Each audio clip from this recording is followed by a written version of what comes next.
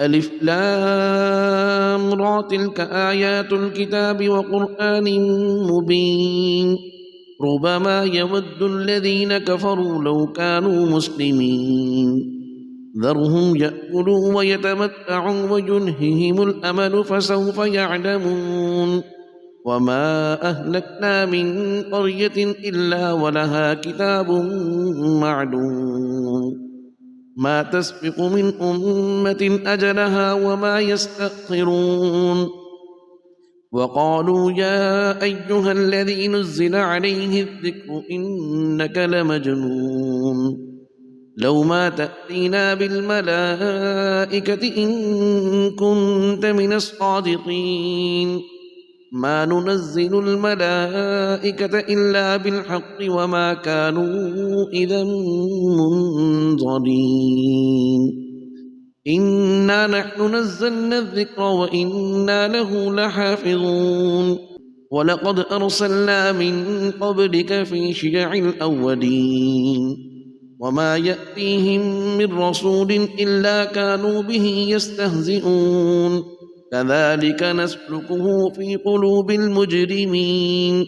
لا يؤمنون به وقد خلت سنة الأولين ولو فتحنا عليهم بابا من السماء فظلوا فيه يعرجون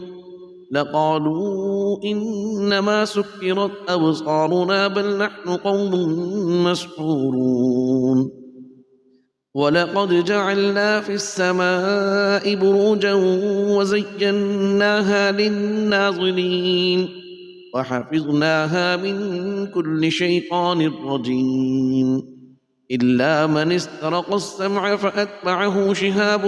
مبين والأرض مددناها وألقينا فيها رواسي وأنبتنا فيها من كل شيء موزون وجعلنا لكم فيها معايش ومن لستم له برازقين وإن من شيء إلا عندنا خزائنه وما ننزله إلا بقدر معلوم وأرسلنا الرياح لواقح فأنزلنا من السماء ماء فأسقيناكموه وما أنتم له بخازنين وإنا لنحن نحيي ونميت ونحن الوارثون ولقد علمنا المستقدمين منكم ولقد علمنا المستأخرين وإن ربك هو يحشرهم إنه حكيم عليم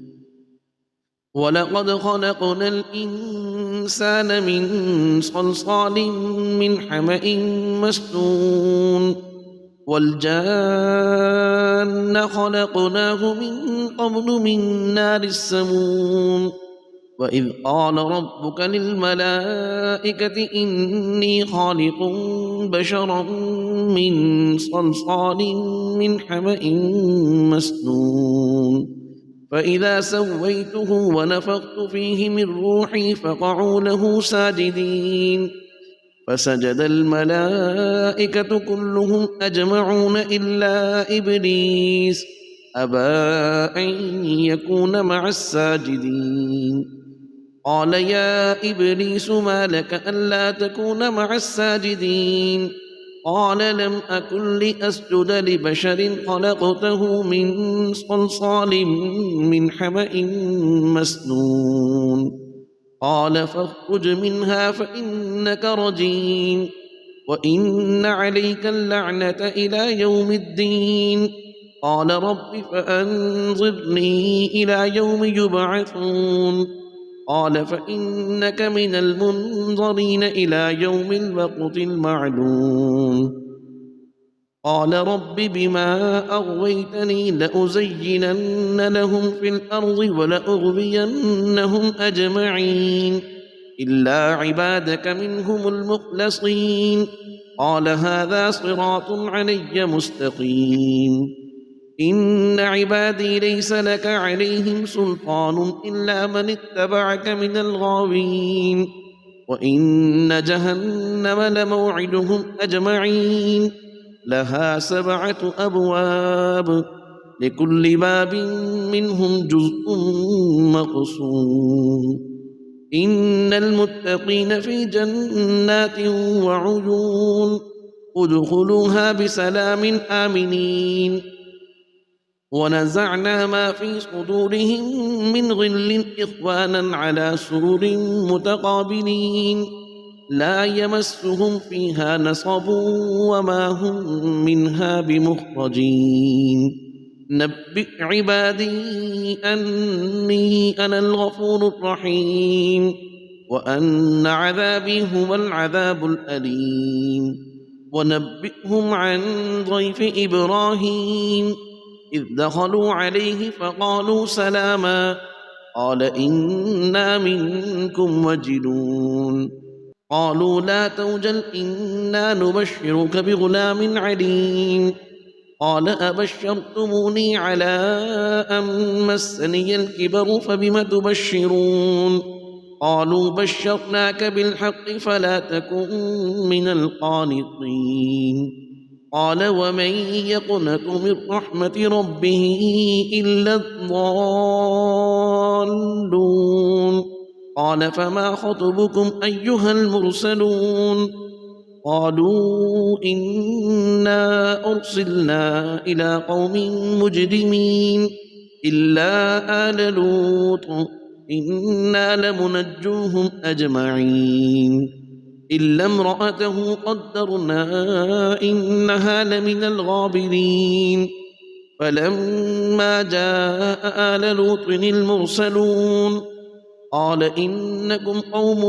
منكرون قالوا بل جئناك بما كانوا فيه يمترون وأتيناك بالحق وإنا لصادقون فأسر بأهلك بقطع من الليل واتبع أدبارهم ولا يلتفت منكم أحد وامضوا حيث تؤمرون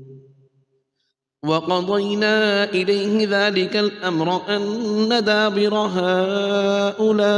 مقطوع مصبحين وجاء أهل المدينة يستبشرون قال إن هؤلاء ضيفي فلا تفضحون واتقوا الله ولا تخزون قالوا أولم ننهك عن العالمين قال هؤلاء بناتي إن كنتم فاعلين لعمرك إنهم لفي سكرتهم يعمهون فأخذتهم الصيحة مشرقين فجعلنا عاليها سافلها وأمطرنا عليهم حجارة من سجيل إن في ذلك لآيات للمتوسمين وإنها لبسبيل مقيم إن في ذلك لآية للمؤمنين وإن كان أصحاب الأيكة لظالمين فانتقمنا منهم وإنهما لبإمام مبين ولقد كذب أصحاب الحجر المرسلين وآتيناهم آياتنا فكانوا عنها معرضين وكانوا ينحتون من الجبال بيوتا آمنين فأخذتهم الصيحة مصبحين فما أغنى عنهم ما كانوا يكسبون وما خلقنا السماوات والأرض وما بينهما إلا بالحق وإن الساعة لآتية فاصفح الصفح الجميل إن ربك هو الخلاق العليم ولقد آتيناك 7 من المثاني والقرآن العظيم لا تمدن عينيك إلى ما متعنا به أزواجا منهم ولا تحزن عليهم واخفض جناحك للمؤمنين وقل إني أنا النذير المبين كما أنزلنا على المقتسمين الذين جعلوا القرآن عظيم فوربك لنسألنهم أجمعين عما كانوا يعملون فاصدع بما تؤمر وأعرض عن المشركين إنا كفيناك المستهزئين الذين يجعلون مع الله إلها آخر فسوف يعلمون ولقد نعلم أنك يضيق صدرك بما يقولون فسبح بحمد ربك وكن من الساجدين واعبد ربك حتى يأتيك اليقين أتى أمر الله فلا تستعجلوه سبحانه وتعالى عما يشركون ينزل الملائكة بالروح من أمره على من يشاء من عباده أن أنذروا أنه لا إله إلا أنا فاتقون خلق السماوات والأرض بالحق تعالى عما يشركون خلق الإنسان من نطفة فإذا هو خصيم مبين والأنعام خلقها لكم فيها دفء ومنافع ومنها تأكلون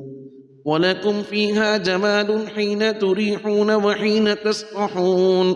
وتحمل أثقالكم إلى بلد لم تكونوا بالغيه إلا بشق الأنفس إن ربكم لرؤوف رحيم والخيل والبغال والحمير لتركبوها وزينة ويخلق ما لا تعلمون وعلى الله قصد السبيل ومنها جائر ولو شاء لهداكم أجمعين هو الذي أنزل من السماء ماء لكم منه شراب ومنه شجر فيه تسيمون ينبت لكم به الزرع والزيتون والنخيل والأعناب ومن كل الثمرات إن في ذلك لآية لقوم يتفكرون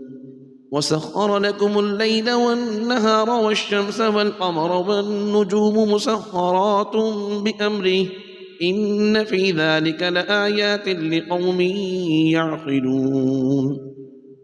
وما ذرأ لكم في الأرض مختلفا ألوانه إن في ذلك لآية لقوم يذكرون وهو الذي سخر البحر لتأكلوا منه لحما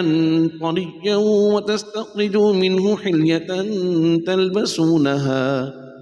فترى الفلك مواخر فيه ولتبتغوا من فضله ولعلكم تشكرون وألقى في الأرض رواسي أن تميد بكم وأنهارا وسبلا لعلكم تهتدون وعلامات وبالنجم هم يهتدون أفمن يخلق كمن لا يخلق أفلا تذكرون وإن تعدوا نعمة الله لا تحصوها إن الله لغفور رحيم والله يعلم ما تسرون وما تعلنون والذين يدعون من دون الله لا يخلقون شيئا وهم يخلقون أموات غير أحياء وما يشعرون أيان يبعثون إلهكم إله واحد فالذين لا يؤمنون بالآخرة قلوبهم منكرة وهم مستكبرون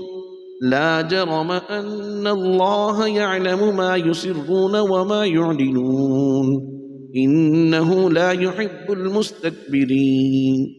وإذا قيل لهم ماذا أنزل ربكم قالوا أساطير الأولين ليحملوا أوزارهم كاملة يوم القيامة ومن أوزار الذين يضلونهم بغير علم ألا ساء ما يزرون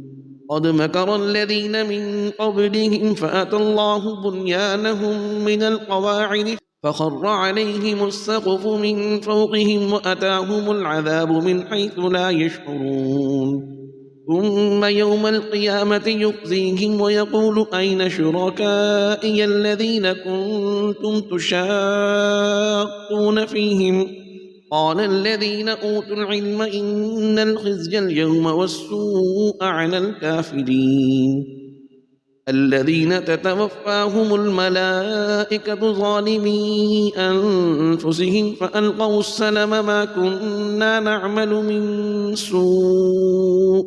بلى إن الله عليم بما كنتم تعملون فادخلوا أبواب جهنم خالدين فيها فلبئس مثوى المتكبرين وقيل للذين اتقوا ماذا أنزل ربكم قالوا خيرا للذين أحسنوا في هذه الدنيا حسنة ولدار الآخرة خير ولنعم دار المتقين جنات عدن يدخلونها تجري من تحتها الأنهار لهم فيها ما يشاءون كذلك يجزي الله المتقين الذين تتوفاهم الملائكة طيبين يقولون سلام عليكم ادخلوا الجنة بما كنتم تعملون هل ينظرون إلا أن تأتيهم الملائكة أو يأتي أمر ربك كذلك فعل الذين من قبلهم وما ظلمهم الله ولكن كانوا أنفسهم يظلمون فأصابهم سيئات ما عملوا وحاق بهم ما كانوا به يستهزئون وقال الذين أشركوا لو شاء الله ما عبدنا من دونه من شيء نحن ولا آباؤنا ولا حرمنا من دونه من شيء كذلك فعل الذين من قبلهم فهل على الرسل إلا البلاغ المبين ولقد بعثنا في كل أمة رسولا أن اعبدوا الله واجتنبوا الطاغوت فمنهم من هدى الله ومنهم من حقت عليه الضلالة فسيروا في الأرض فانظروا كيف كان عاقبة المكذبين إن تحرص على هداهم فإن الله لا يهدي من يضل وما لهم من ناصرين وأقسموا بالله جهد أيمانهم لا يبعث الله من يموت بلى وعدا عليه حقا ولكن أكثر الناس لا يعلمون ليبين لهم الذي يختلفون فيه وليعلم الذين كفروا أنهم كانوا كاذبين إنما قولنا لشيء إذا أردناه أن نقول له كن فيكون والذين هاجروا في الله من بعد ما ظلموا لنبوئنهم في الدنيا حسنة ولأجر الآخرة أكبر لو كانوا يعلمون الذين صبروا وعلى ربهم يتوكلون وما أرسلنا من قبلك إلا رجالا نوحي إليهم فاسألوا أهل الذكر إن كنتم لا تعلمون بالبينات والزبر وأنزلنا إليك الذكر لتبين للناس ما نزل إليهم ولعلهم يتفكرون أفأمن الذين مكروا السيئات أن يقصف الله بهم الأرض أو يأتيهم العذاب من حيث لا يشعرون أو يأخذهم في تقلبهم فما هم بمعجزين أو يأخذهم على تخوف فإن ربكم لرؤوف رحيم أولم يروا إلى ما خلق الله من شيء يتفيأ ظلاله عن اليمين والشمائل سجدا لله وهم داخرون ولله يسجد ما في السماوات وما في الأرض من دابة والملائكة وهم لا يستكبرون يخافون ربهم من فوقهم ويفعلون ما يؤمرون وقال الله لا تتخذوا إلهين اثنين إنما هو إله واحد فإياي فارهبون وله ما في السماوات والأرض وله الدين واصبا أفغير الله تتقون وما بكم من نعمة فمن الله ثم إذا مسكم الضر فإليه تجأرون ثم إذا كشف الضر عنكم إذا فريق منكم بربهم يشركون ليكفروا بما آتيناهم فتمتعوا فسوف تعلمون ويجعلون لما لا يعلمون نصيبا مما رزقناهم تالله لتسألن عما كنتم تفترون ويجعلون لله البنات سبحانه ولهم ما يشتهون وإذا بشر أحدهم بالأنثى ظل وجهه مسودا وهو كظيم يتوارى من القوم من سوء ما بشر به أيمسكه على هون أم يدسه في التراب ألا ساء ما يحكمون للذين لا يؤمنون بالآخرة مثل السوء ولله المثل الأعلى وهو العزيز الحكيم ولو يؤاخذ الله الناس بظلمهم ما ترك عليها من دابة ولكن يؤخرهم إلى أجل مسمى فإذا جاء أجلهم لا يستأخرون ساعة ولا يستقدمون ويجعلون لله ما يكرهون وتصف ألسنتهم الكذب أن لهم الحسنى لا جرم أن لهم النار وأنهم مفرطون تالله لقد أرسلنا إلى من قبلك فزين لهم الشيطان أعمالهم فهو وليهم اليوم ولهم عذاب أليم وما أنزلنا عليك الكتاب إلا لتبين لهم الذي اختلفوا فيه وهدى ورحمة لقوم يؤمنون والله أنزل من السماء ماء فأحيا به الأرض بعد موتها إن في ذلك لآية لقوم يسمعون وإن لكم في الأنعام لعبرة نسقيكم مما في بطونه من بين فرث ودم لبنا خالصا سائغا للشاربين ومن ثمرات النخيل والأعناب تتخذون منه سكرا ورزقا حسنا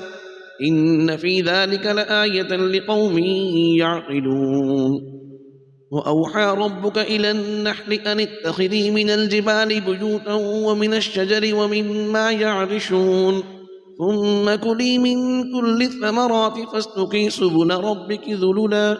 يخرج من بطونها شراب مختلف ألوانه فيه شفاء للناس إن في ذلك لآية لقوم يتفكرون والله خلقكم ثم يتوفاكم ومنكم من يرد إلى أرذل العمر لكي لا يعلم بعد علم شيئا إن الله عليم قدير والله فضل بعضكم على بعض في الرزق فما الذين فضلوا براد رزقهم على ما ملكت أيمانهم فهم فيه سواء أفبنعمة الله يجحدون والله جعل لكم من أنفسكم أزواجا وجعل لكم من أزواجكم بنين وحفدة ورزقكم من الطيبات أفبالباطل يؤمنون وبنعمة الله هم يكفرون ويعبدون من دون الله ما لا يملك لهم رزقا من السماوات والأرض شيئا ولا يستطيعون فلا تضربوا لله الأمثال إن الله يعلم وأنتم لا تعلمون ضرب الله مثلا عبدا مملوكا لا يقدر على شيء ومن رزقناه منا رزقا حسنا فهو ينفق منه سرا وجهرا هل يستوون الحمد لله بل أكثرهم لا يعلمون وضرب الله مثلا رجلين أحدهما أبكم لا يقدر على شيء وهو كل على مولاه أينما يوجهه لا يأتي بخير هل يستوي هو ومن يأمر بالعدل وهو على صراط مستقيم ولله غيب السماوات والأرض وما أمر الساعة إلا كلمح البصر أو هو أقرب إن الله على كل شيء قدير والله أخرجكم من بطون أمهاتكم لا تعلمون شيئا وجعل لكم السمع والأبصار والأفئدة لعلكم تشكرون ألم يروا إلى الطير مسخرات في جو السماء ما يمسكهن إلا الله إن في ذلك لآيات لقوم يؤمنون والله جعل لكم من بيوتكم سكنا وجعل لكم من جلود الأنعام بيوتا تستخفونها يوم ظعنكم ويوم إقامتكم ومن أصفافها وأوبارها وأشعارها أثاثا ومتاعا إلى حين والله جعل لكم مما خلق ظلالا وجعل لكم من الجبال أكنانا وجعل لكم سرابيل تقيكم الحر وسرابيل تقيكم بأسكم كذلك يتم نعمته عليكم لعلكم تسلمون فإن تولوا فإنما عليك البلاغ المبين يعرفون نعمة الله ثم ينكرونها وأكثرهم الكافرون ويوم نبعث من كل أمة شهيدا ثم لا يؤذن للذين كفروا ولا هم يستعتبون وإذا رأى الذين ظلموا العذاب فلا يخفف عنهم ولا هم ينظرون وإذا رأى الذين أشركوا شركاءهم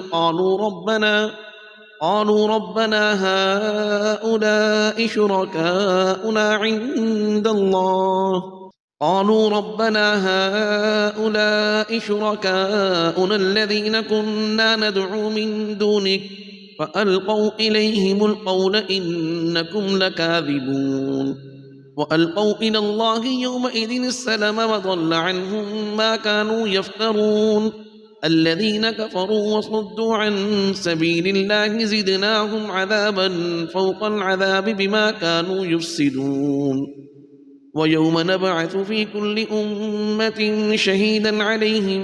من أنفسهم وجئنا بك شهيدا على هؤلاء ونزلنا عليك الكتاب بيانا لكل شيء وهدى ورحمة وبشرى للمسلمين إن الله يأمر بالعدل والإحسان وإيتاء ذي القربى وينهى عن الفحشاء والمنكر والبغي يعظكم لعلكم تذكرون وأوفوا بعهد الله إذا عاهدتم ولا تنقضوا الأيمان بعد توكيدها وقد جعلتم الله عليكم كفيلا إن الله يعلم ما تفعلون ولا تكونوا كالتي نقضت غزلها من بعد قوة أنكاثا تتخذون أيمانكم دخلا بينكم أن تكون أمة هي أربى من أمة إنما يبلوكم الله به وليبينن لكم يوم القيامة ما كنتم فيه تختلفون ولو شاء الله لجعلكم أمة واحدة ولكن يضل من يشاء ويهدي من يشاء ولتسألن عما كنتم تعملون ولا تتخذوا أيمانكم دخلا بينكم فتزل قدم بعد ثبوتها وتذوقوا السوء بما صددتم عن سبيل الله ولكم عذاب عظيم ولا تشتروا بعهد الله ثمنا قليلا إنما عند الله هو خير لكم إن كنتم تعلمون ما عندكم ينفد وما عند الله باق ولنجزين الذين صبروا أجرهم بأحسن ما كانوا يعملون من عمل صالحا من ذكر أو أنثى وهو مؤمن فلنحيينه حياة طيبة ولنجزينهم أجرهم بأحسن ما كانوا يعملون فإذا قرأت القرآن فاستعذ بالله من الشيطان الرجيم إنه ليس له سلطان على الذين آمنوا وعلى ربهم يتوكلون إنما سلطانه على الذين يتولونه والذين هم به مشركون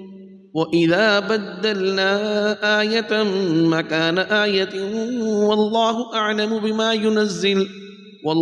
أعلم بما ينزل قالوا إنما أنت مفتر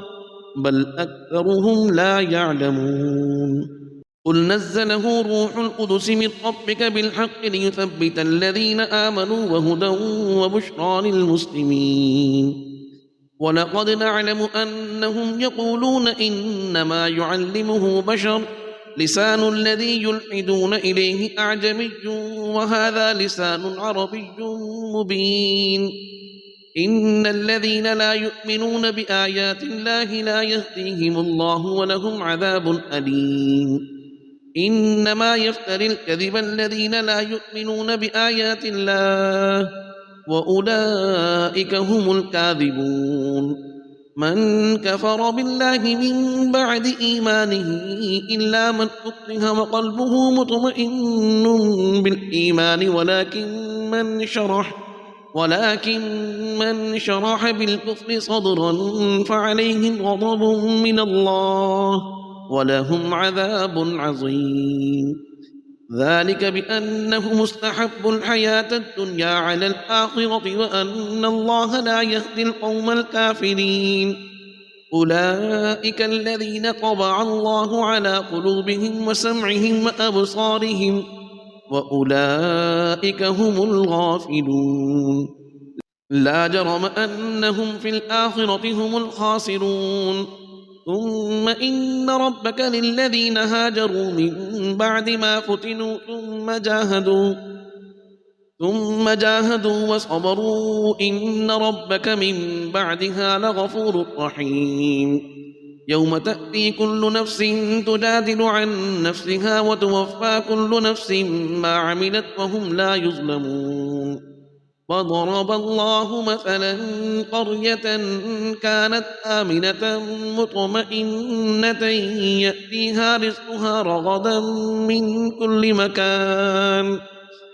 يأتيها رزقها رغدا من كل مكان فكفرت بأنعم الله فأذاقها الله لباس الجوع والخوف بما كانوا يصنعون ولقد جاءهم رسول منهم فكذبوه فأخذهم العذاب وهم ظالمون فكلوا مما رزقكم الله حلالا طيبا واشكروا نعمة الله إن كنتم إياه تعبدون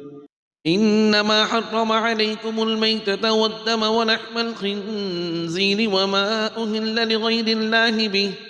فمن اضطر غير باغ ولا عاد فإن الله غفور رحيم ولا تقولوا لما تصف ألسنتكم الكذب هذا حلال وهذا حرام لتفتروا على الله الكذب إن الذين يفترون على الله الكذب لا يفلحون متاع قليل ولهم عذاب أليم وعلى الذين هادوا حرمنا ما قصصنا عليك من قبل وما ظلمناهم ولكن كانوا أنفسهم يظلمون ثم إن ربك للذين عملوا السوء بجهالة ثم تابوا من بعد ذلك وأصلحوا إن ربك من بعدها لغفور رحيم إن إبراهيم كان أمة قانتا لله حنيفا ولم يك من المشركين شاكرا لأنعمه اجتباه وهداه إلى صراط مستقيم وآتيناه في الدنيا حسنة وإنه في الآخرة لمن الصالحين ثم أوحينا إليك أن اتبع ملة إبراهيم حنيفا وما كان من المشركين إنما جعل السبت على الذين اختلفوا فيه وإن ربك ليحكم بينهم يوم القيامة فيما كانوا فيه يختلفون ادع إلى سبيل ربك بالحكمة والموعظة الحسنة وجادلهم بالتي هي أحسن إن ربك هو أعلم بمن ضل عن سبيله وهو أعلم بالمهتدين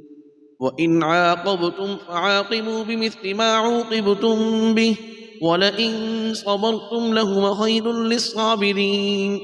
واصبر وما صبرك إلا بالله ولا تحزن عليهم ولا تك في ضيق مما يمكرون إن الله مع الذين اتقوا والذين هم محسنون. يا نفس إن لم تصبري لا تجزعي وإلى